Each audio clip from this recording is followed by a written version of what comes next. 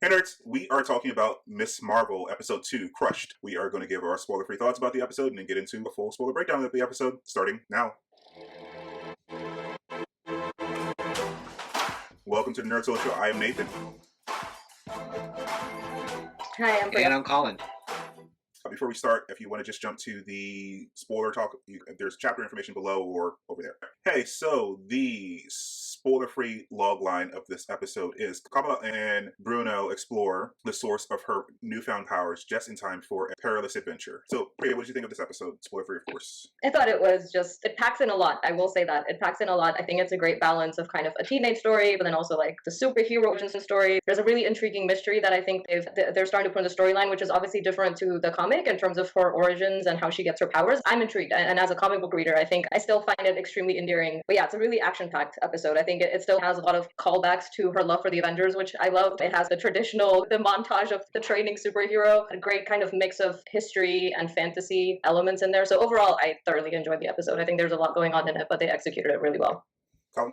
I just wanted to add, I've been loving the first two episodes. I think that in terms of rankings, I would have to seriously consider it to be number one. Loki was really good, but this is getting up there in terms of the quality, in terms of the action-packed, in terms of the whimsical, in terms of the respect of the culture. All of that is just in this, all packed into almost like a unique package. And it's just so amazing to have experienced these first two episodes already. I think this episode is really, again, like you said, Priya, this has been so great overall. There's a character that I mentioned before we started recording that I really lean into and really went, wow, this character is amazing, awesome, totally kicks butt. And I just been thoroughly enjoying it. And then the last thing is that the music, starting off with The Weeknd's Blinding Light, that is so synonymous now with Miss Marvel. So it's like the synergy is just amazing. And then there's another musical piece that they did in the beginning of this episode, which was really good, and it's a really big callback to anybody that lived during the 90s as a teenager. So overall, I've just been loving it so far and just totally enjoying it. Yeah, this might be my favorite start. I don't know if it's, so we have 6 episodes for this series, so don't know whether or not it'll be my favorite Marvel show, but this is my favorite first 2 episodes of any Marvel show that I've seen so far. And last time when Priya and I spoke, I said this is my favorite first episode, so it's looking good. It's looking promising to be my favorite show. It was a really good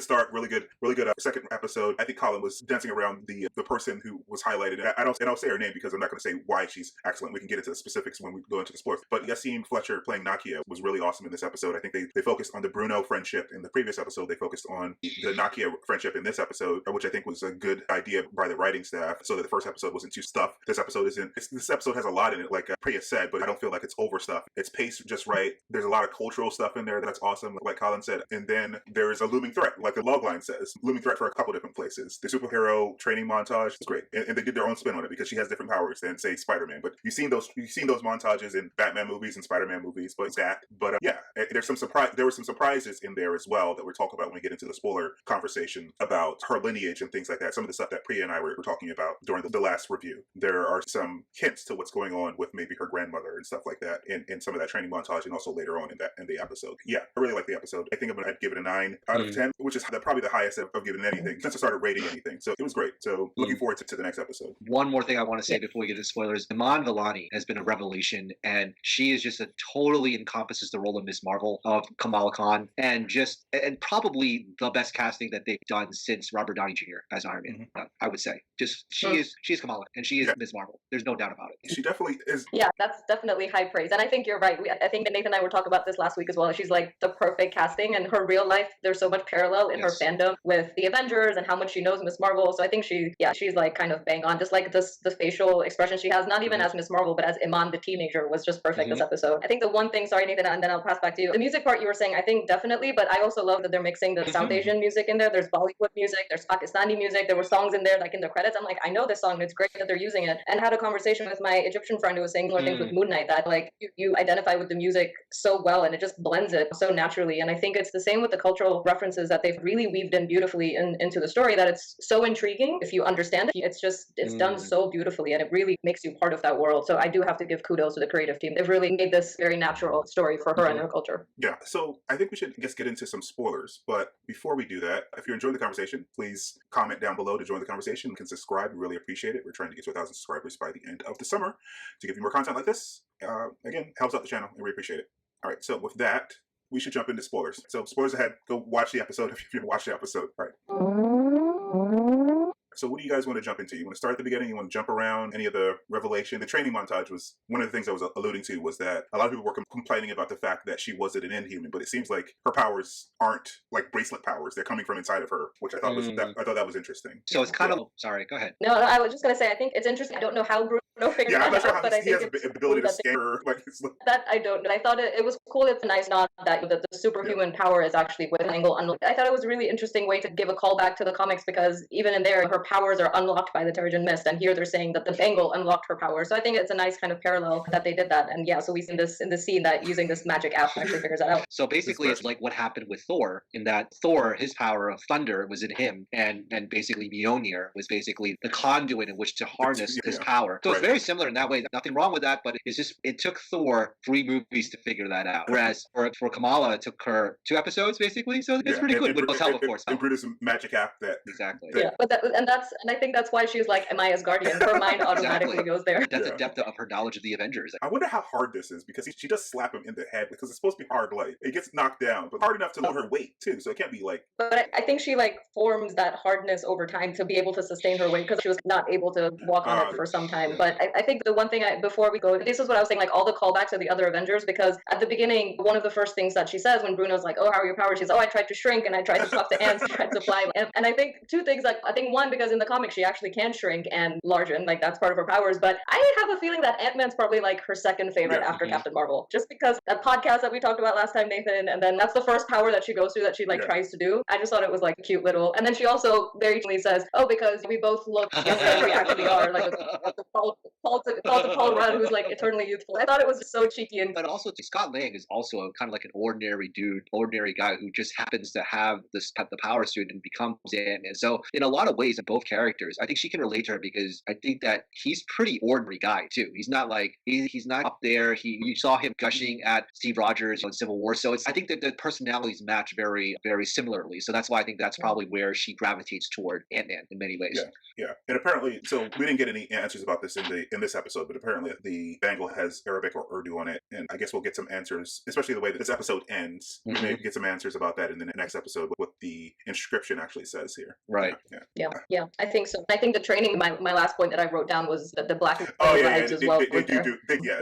You have to let go. Which and then she does the pose as well. So I thought it was very like just cute little sprinklings of the different Avengers in here, which I thought was pretty fun. I do have a question. Is that, do you think that whatever this is coming from, like her power, actually it's her power, it's not the bangle, sorry, because I was like referring to Shang-Chi because of the 10 rings and stuff like that. Obviously the 10 rings are from, that's what kind of gives Wenwu and Shang his powers. So different type of thing. But whether or not it's related to some cosmic event, it's something to think about as we move forward in phase 4 and 5. Marvel, for the most part, has made almost everything in the universe like space stuff that makes the power. Except for Tony Stark, Man, and Captain America. I think everything else is like space stuff that has created powers. I can't remember. And Hulk. Hulk. Yeah, that was an experiment as well. So Hulk was an experiment. Captain America was an experiment, and then Iron Man and Ant-Man. Yeah. So yeah, I think we skipped over the very beginning, which is, like you said, that musical cue when she walks through the doors with like confidence and finally tells the gym teacher how to pronounce her name. This is an awesome beginning too. Yeah, it was great. This is, for those of you not familiar, this is Mace. Mace is one of the rappers from Bad Boy Entertainment back in the 90s. Song's called Feel So Good, and yeah, they were hanging with Sean Puffy Combs, or now Diddy, as the young people now call him. So bring back some memories from it. Was so good, and just the scene, it's so good. So much just confidence. So yeah, her name is Kamala, and not Kamala. Kamala is our vice president. Vice president. Yeah. Yes. Yep. Even right here, she's like moving them out of the way. Favorite couple and stuff like that. Yeah, she's all the confidence. The first is this, I think. Oh, and this is where Zoe basically takes advantage of the situation to get more followers and gives her the name Nightlight. I saw something earlier in the week, like it's all teenage heroes that have to keep their identity. Apparently, they get this like some night name. Remember Far From Home Monkey? Night Monkey. Oh, Night Monkey. Yes, That's funny. Exactly. Yeah. Oh my gosh. That's funny. This was cute. I also like the whole when Nakia is like the budget Captain Marvel and Kamala is like happy with that. She's thank you. So she's just so happy to be compared to Captain Marvel that she'll take anything. And you also notice that this is also high school. So this is in Jersey City, comparatively speaking to Peter Parker's high school. A lot of diverse faces, just like in any high school. But again, it's like a different dynamic in terms of high schools. It's like you have a different dynamic, you have different protagonists as well. So you can definitely feel the vibes from Spider-Man. Like even with the animation stuff, you saw a lot of those vibes from Spider-Man, but they incorporate incorporated it into their own thing here in this series. It's great. It's totally great that we have that type of incorporation, but you have a different protagonist. So pretty awesome there too. Yeah. I was gonna say I noted that the school's mascot was the Bengals because it's like the Bengal tiger, which is South Asian, but it also is Bengal, so it just made me chuckle. Like there's all these like little details, and yeah, like you said, the animation stuff still continues to just blow me away. This is a different director in this episode, but they still follow through. It's obviously that they're collaborating with. Obviously, the directors are collaborating together so that the episodes seem related. I think this director also did a great job highlighting the specific things in this episode because there are a lot more cultural things in this episode, and also I think that this episode focuses on female friendship in a very great way. And the director is a woman, Meera Menon. I'm not sure if I'm pronouncing her name, but that's who the director of this episode was rather. Yeah, I think they're changing these title cards as well every episode. Like this is not the same graphics from the last episode. These are just completely different graphics. Yeah, we went through the training montage stuff. She has a save later on in the episode, so she's not 100 yet. She also does the giant fist here. I was talking to Nathan's wife and we're like, we just need a big fist because that's what she's known for. So at least they did that little thing here. This is also where she figures out like she doesn't have super strength. She made it really big, but she can't lift it. Yeah. Exactly. Let's see what else here. I'm liking all these murals are meant to set the location, but I imagine that they are actual murals that are around Jersey City. Yeah. Because some of this stuff is done in Atlanta, but if you're going to set this in Jersey City, you have to have some of the exteriors actually in Jersey City. So I appreciated that. Oh, here's the stuff with Nakia at the most. So all this stuff is brilliant. It's so brilliant. Yeah. Yeah. So just showing how they're getting ready. This isn't the first time we've seen it in recent years. I think you see some of these scenes in Rami, but I feel like a lot less people have seen that show that are going to see this show. So I appreciate that they actually show these specifics here. And also Rami is from a male point of view. So he wouldn't be in the back. So this specific thing of what's going on here wouldn't have been in that show either. So I think this is also something from the comic. You can correct me if I'm wrong, right? Yeah, it is. And even Kamala saying, oh, how do you expect us to hear you when we're back here? And her brother being completely aghast is also something from the comics. I think they do it even further here, which is great to like really set that tone. And it's just two girls having a chat while getting ready. And that's what I was saying. Like they just make it all so natural and blending it in. But love this whole sequence. And we were talking about it before. Just Nakia really starts to come through as a this is just pure awesomeness. And I can sense a lot of people would be like, a lot of haters would be like, oh, this is all too woke and stuff like that. I'm like, but this is, yeah.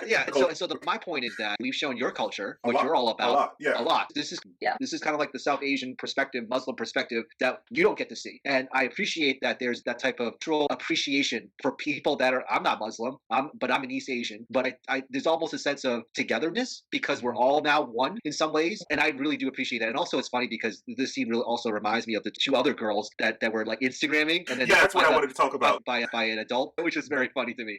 I think that was an important addition. I'm not sure if that came from the writers or if that came from the director. I think that was an important addition because the way that Muslim faith is usually depicted when it's in the hands of a Westerner, they're always othered and alien and weird and like they're super devout. Just showing regular teenagers that even though they're at mosque, they're like obsessed with Instagram and they're not paying attention and like a regular teenager would. I think that was a great addition. Yeah. No, absolutely. I think they're just really doing well just to say these are just gay women and everyday teenagers Instagramming and hashtagging just like Zoe was in the cafeteria. I think they're trying to make that call. And the one thing, Colin, you were saying, it made me start to think of Daredevil. I'm like, religion is a really big part of like he's a very Catholic boy. He is very much about his like Catholic culture, and it's a big part of the story. And I'm not sure if people are necessarily feeling alienated from that just because they're not in that way. And if there were more representations of Muslim religion in the West, they would be more familiar with it as well. So this is why this stuff is great. Though. Yeah, absolutely, it's great. And you're right, Priya, is that it just really started to become. We see that kind of the wheels are turning, and also it's Kamala who really started it. She was the one that was saying, "Oh, you should run for board," and Nakia's like, "I don't really think it's a good idea." Kamala's like, for it. We all talk about empowerment and things like that. You should just go do it. And so that really turned the wheels in her head about really making more of an impact in her community. Also, there's someone apparently stealing shoes. Yeah. I almost feel like that's a funny joke. In Hindu culture, when you go to temples, you have to leave your shoes. And we have had so many shoes stolen. It's not even funny. So it did make me laugh. So we always say, don't wear your nicest shoes when you're going or change them in the car before you're going in. So the shoes I thought was cute is that Kamala has the Star Wars symbol. Actually, I mean, salt and pepper of all their I mean, it's not unlikely that she might be into Star Wars. It's just that Disney owns all the things that people like. Exactly. They own everything. So she's not just into the Star Wars, and then just like Ned with this Death Star, Lego Death Star. Yeah. Wow. But yeah, I think the whole like corporation of the mosque community around it is just fantastic. Because I think it really does put from the screen just how the community is an important part of her family, but also of her identity. It is a part of her. So I think it's just a great introduction of that, and I'm sure we'll see more of that unravel, especially with Nakia on the board. But I think it's such an interesting aspect to bring into the MCU. And like you were saying, Nathan, it might be the first time like mass mass audiences are seeing scenes like this, at least in recent times. This scene, so like some people were questioning this scene of her letting her go to the party, especially since she snuck out. But it was noted online that, so first of all, she said Bruno and Nakia are going to be there, and I think that she trusts Nakia and Bruno. But apparently Zoe, I think she mentioned in the previous episode, she like used to carpool with Zoe, so she knows Zoe's family too. So I don't think that she thinks it's going to be a big party. So that's why she okays this, because otherwise it would be weird. Seeing as how she didn't want to let her go to AvengerCon, she would let her go over to this party. She didn't tell her it was a party. She just said she was going to have a couple people over. She didn't say it was going to be a big party. But I also think because her mom really trusts Bruno. I mean, she gave the food in the first episode. Here's the food, and whoa, it's like you don't get to that point where someone that's not part of your family gets food like that. Even in East Asian culture, like if someone gives you food, like that means that you're part of the family. Like you're big, important part of the family. You're not just some random stranger. You are family in a lot of ways. So that piece from the previous episode really informs me as an audience member. Yeah, that is the case. But also why her mom trusts Bruno. Yeah, definitely. And like I said earlier, Bruno's showing up to like mosque events and stuff like that. He's definitely part of the family. I don't know. So like, does he have parents in the comic book? Yeah, I think he has a grandma, if I recall correctly. Yeah, exactly. So I think it's a grandma, and I think they kind of alluded to it in the first episode when the mom gives the food. I think she says your grandma or something, but I think they've established that he doesn't really have a family circle. So yeah, I think you're right, Colin. They really adopted him and made him part of the family. And in the comics, it's actually Bruno who tells on Kamala to her parents to say she snuck out because he cares about her so much and he knows that she cares, so he's actually the one that gets her in trouble in the comics because like she sneaks out and she gets hit by the Trojan mist and she essentially passes out somewhere in Jersey and nobody knows where she is, so he actually calls her parents who think that she's like at home. So I think he is like very much kind of part of their internal circle of family and people they trust. I think this is also from the comic panel as well. If someone slips her alcohol, even though he knows, at least he suspects she can't drink alcohol, she's not even supposed to be drinking alcohol. None of them are supposed to be drinking alcohol. Kind of a dick move, but yeah. She plays more about her acting. Like she has this sip and she's like, am I drunk? It is great. And even the hat that she has on is that Kamala used to wear in the comics. So I think it's, again, I think that I do love the fact that they're trying to put all these nuggets in there, knowing that they're veering away from the comics, they do give you enough. And this is also when we get to see Kamran again, but from her point of view, and you get to see all the animations with the fire and the reaction. I'm sure, seriously. I forget what this guy says. He says, so they both exclaim at the same time, and he says, what does that mean? Yeah. And Bruno knows what it means. Yeah, because he says like mashallah, which both of them say. I cracked up when Nakia's like, damn. That was so funny. So the animation here is funny. I think they actually used this in the title sequence. Yeah, they did. In the trailer too. That was really just makes you kind of see the tone and the mood of the whole series and stuff. Yeah. So like we know Bruno doesn't like him because not because they like him, because Kamala likes him. But Cameron starts to act weird towards him. Like he calls him like a Brian at the end. What do you feel? It's like the classic teenage love thing, which I think is cute. I love the exchange thing in the car because that was so much just like South Asian happiness for me. Bollywood stars later on. Yeah, all the Bollywood movies, because it's stuff like I grew up with, so I thought it was like nice how they weave that in. I think later is when they mentioned Kingo, which I thought was clever, not to Eternal, but I think that's later when they be uploaded. But they bumped into her brother. Yeah, he covered very well. He covered too well. He covered like a spy, not like a teenager. Yeah. And to be fair, especially after that cafe scene, I did turn to my husband. I'm like, I don't know about this Kamran. Is he good or he seems kind of sketchy? He's almost like kind of perfect in the sense like he fits almost too well into Kamala's world. Sometimes as a guy, I would say, sometimes guys are like that. Maybe he's just trying to do the best version of himself in front of Kamala. I think that's what most people try to do when they're meeting someone new. Maybe but there's definitely another shoe to drop. This whole scene. Good. This is good. I forget what music. What was she singing here? I don't remember what she was singing. I don't remember. It's it's not Be My Baby, but the song that's also in Dirty Dancing. I don't remember off the top of my head. And then we have more of the text messaging, the background in her bedspread. Yeah. So this doesn't have as many animations as the first episode, but where it is used, it's used very well. I guess it's her dream sequence. I think this is what he looks like in the comic. Yes or no? Do you remember? Yeah, it is. And we see more slots because of her love for slots. So they're like, instead of Cupid, it's like 9 slots around. Yeah. And then her daydreaming about the guy. Yeah, and then her powers start to go haywire. Turning red hair. Yeah. Yes, I was thinking of that too. I love this scene so much. Dialogue that they have between them. Nakia explains why she started to use the yes. I love that piece where she's like the in between when she's explaining. I always feel like a bit in between because I think that's the sentiment for a lot of immigrants who have one foot in their homeland and one foot in the country they live. I think like a lot of people will identify with that, whether or not you're Muslim or whether or not you're wearing a headscarf. And I feel like that we're one foot in India and one foot in the U.S. and it's like this dual identity that you almost have. But I love how she explains it to Kamala here. It really elevated Nakia to another level. also the thing is about this scene, which I liked, is that I definitely identify with the immigrant, with that type of experience as an immigrant. But also, I could also feel from Kamala's sense is that how do you wear it so great? But I'm the one that's like admiring those people that wear it so great. And if I had this when I was 12, 13 years old watching Miss Marvel, and I saw this, I would be like, I don't know what else. Like in terms of whether or not I'll be a better version of myself. And that's why I talked earlier with you two about like how this could be very impactful for a lot of teenagers that are watching these and watching this type of representation. And so why it's so important, because talking about these issues, having the dual identities, having culturally sensitive topics like this, and just admiring friends that are able to have their stuff together, appear to have their stuff together, even though Nakia did say that it's hard also, it really does speak to all the different layers that she has to bring to the forefront. You said in the previous time we talked about this that she's Turkish? I think so. I think if I'm not mistaken, she's meant to be of a Turkish background.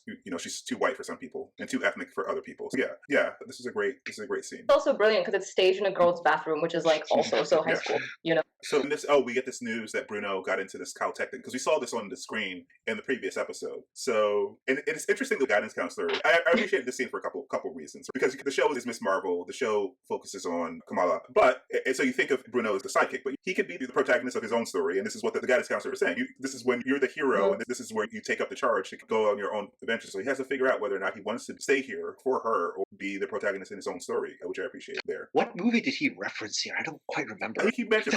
Yeah, he did. That's one of my favorite movies. I think he also mentions like the Jedi. The Jedi here. He also mentions, I think, Harry Potter or something like that. Okay, no, it's the Devil's Wear Prada, and also the Jedi.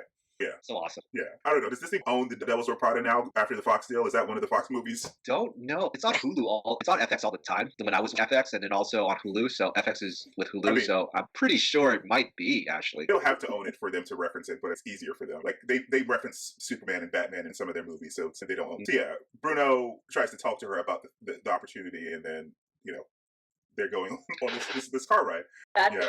Shows up. Yep, shows up. Going back to what you were saying there, it's distributed by 20th Century Studios. So yes, it's Disney. It's Disney. So this scene was cute and great up to the point where he switched from British accent. Was it Pashtun accent?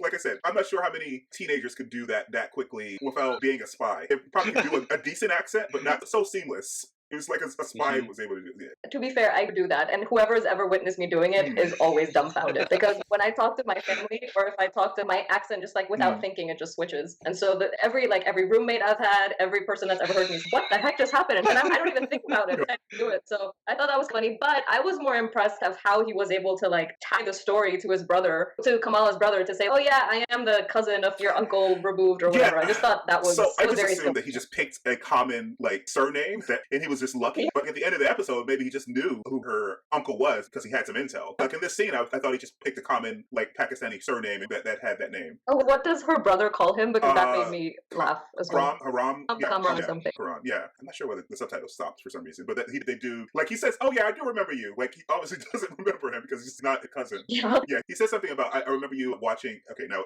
it's Uncle Chaudhry. I remember you would look haram things on the internet. So he used to call you. Here it is. Kamran.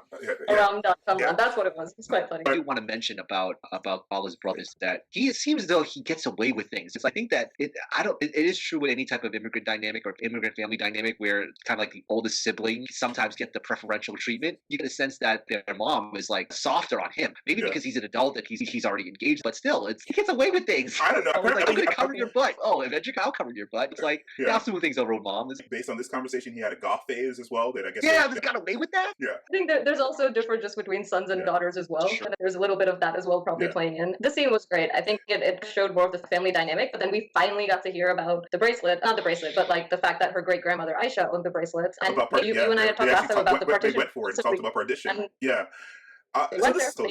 This scene follows the scene in the cafe, which was awesome, which follows the scene with Bruno, which was awesome, which is the scene before that with Nakia. And every scene is awesome in this episode. A scene where you get information that probably not everyone in the West, even though the West was responsible, especially the UK was responsible for it, you get some information about partition. Not a lot of information because it's still a Disney show, but they kind of get in there and they say that everyone has a partition story and none of them are good. So they don't get too many details, but I think her mom pretty much, she was the British left us with a mess. And you don't have to go through the entire entire history of it, but I think like the main kind of messages and the emotions around what kind of that damage that was made to these communities, it's so clear just from this like very small dialogue, and then hearing about the train and the separation. I think it really showcased that very strong emotional burden that these communities have to go through. I knew about the fact how the UK did basically occupy India for the longest time, and how when they left, it split up into India, Pakistan, and Bangladesh. I knew that part, but like you said, Nathan, not everyone knows that. Not everyone knows that basically those three countries are pretty much back in those times they were one. But yeah, it's great that they were able to be very culturally sensitive about the history and why it's culturally significant to the people that experienced it, and also bring in people to say, look, this happened, and here you go. Hopefully you learn more about it and be more culturally sensitive to those that may have experienced it, or have families that experienced that, or have children that now have to experience that. So it's definitely really good on their part to do that.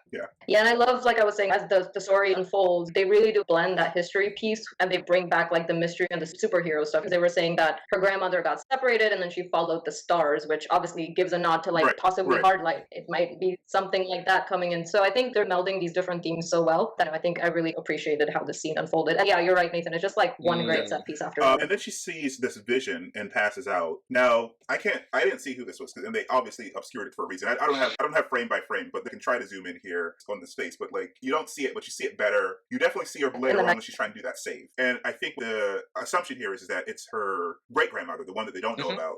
Yeah, I think the assumption is that because they were just talking about the fact that she owned the bracelet, and then the bracelet starts glowing, I think that's the viewer's immediate mind goes to, oh, that's probably her great grandmother Aisha. I do have a quick question as to if there was a box of junk, and if the mom, if her mom felt as though they would that her grandmother, which is Kamala's great grandmother, brought shame into the family, then why did they get rid of the bracelet if that was the case? Just like kind of like decide. It's just I don't know if I can answer that question, but I just like curious to figure out as to what your thoughts might be. My thought is that her mother feels a certain way about her great grandmother, but I don't think her grandmother has the same feeling about her mother, which would be her great grandmother. I feel like her grandmother has fonder memories of her great grandmother because maybe she remembers her as a small child, and she's not as dismissive of her, regardless of what people say that her great grandmother did. Because later on we'll hear all the gossip from the Illuminatis later on that she killed someone or whatever. But I think her child, I'm saying her a lot. Yes, which is Kamala's grandmother. I think she has fonder memories of her mother than maybe her. Then go ahead.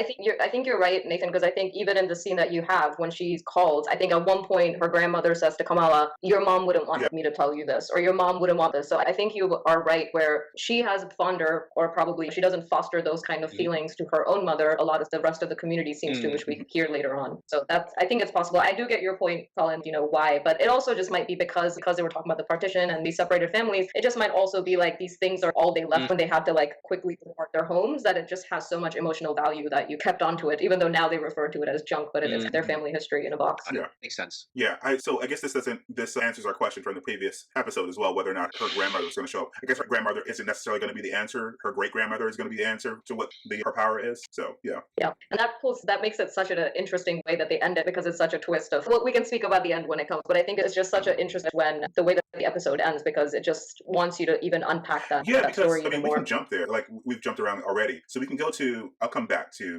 we're not because lobbies support of Kamala's dad, and Kamala's dad's kind of blind because like his friends also run board as well, and she kind of guilt tripped him into for her. Great, emotional blackmail. Yes, it was good. It was really good. I loved his stunned face as she walks off. He's like he doesn't know it's my best friend, but but if you walk to talk far back. No, I think you see her now in the back of the car, so obviously she sees the vision. That's what I was trying to get, the vision, but you see her, but it is her, right? It's this person, right? That's the same person. So that's the intriguing thing, right? Which is like Kamran introduces this lady as his mom, but then it's also supposed to be possibly Kamala's great grandma. So it's that's where she gets her power. Yeah. She might be an eternal. I mean, it's something, and she's obviously connected to the bracelet in some way, and Kamran was the way to get her close in the same proximity, but it is the same person. And maybe it's not supposed to be her great grandma. That's what I was saying. As a viewer, you just assume that the vision is the great grandma. But then there's this whole thing, because they were talking about jinns possibly being the villains that Kamala's going to be against. I was reading online because the whole thing with the clandestine, which are essentially they're descendants of jinns, and they're like super humans but are descendants of jinns, and she could be more that and not necessarily the great grandma. Like, we don't know, which I think is a really big way to I would rather it be that she's an eternal to streamline some stories. She introduced her to another type of story. Yes, it could be comics book accurate, but at the same time it would be very I understand why they name dropped, but there could be another reason why, is because they're hinting at her being an eternal. If she's a great grandmother in one lifetime, then she's Cameron's grandmother here. makes sense that it could be an Eternal. Yeah. Mother here. I mean, Mother here. I doubt she's going to be an Eternal, and I actually don't think that would be a good way to go. I know you want things to be streamlined, and they do streamline some things from the comic books, but like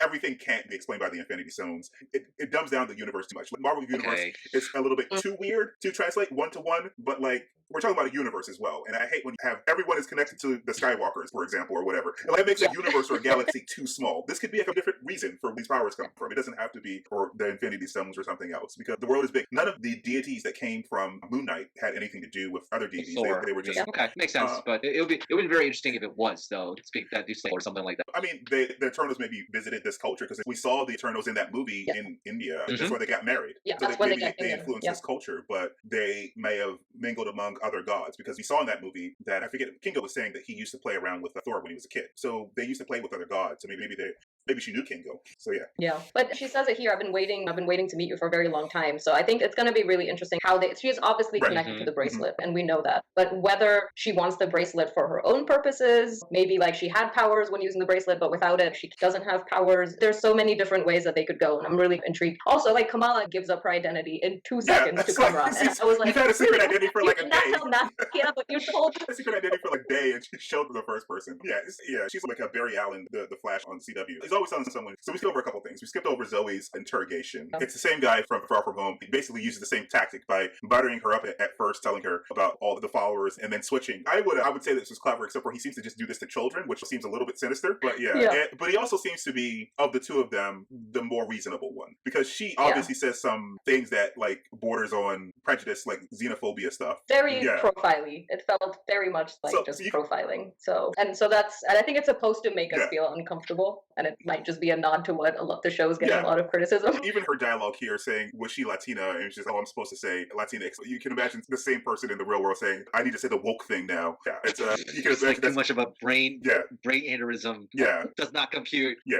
My head can explode. But of the two of them, he seems to not like the line of questioning that she's going down. And they also mentioned that the FBI is already surveilling these people, so be respectful, which is also a thing that's happening in the real world. But I think before this is where we got the scene at the EE celebration. All the different groups. Yeah. It was so clever, and it reminded me a little bit of, again, like a very like high school-y thing as well. I think they did it in Clueless, like when they're here are the jocks and here are the cool kids and here are the nerds, and it was very much like that, and it's so bright and colorful, and I love this scene so much. The mosque bros who don't respect the halal gap. Yeah, and someone I'm not religious, but someone who is religious compared this. They said they appreciated this because it made legible something that they are familiar with from like church life, like making space for Jesus is what they would say. So it's basically the same thing. And the pious boys, the Sunday school teachers, the Insta click, mini harami girls, and the Illuma aunties. What was the one that was the reverts? Those were the ones that were the people that are outside of the religion.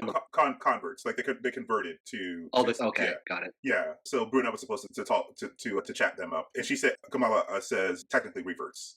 Yes, this was a cool setup scene, and like you said, she blackmails her father, but no, she lightly pressures her father. Guilt trips him is probably the best. Yeah, it's guilt trip.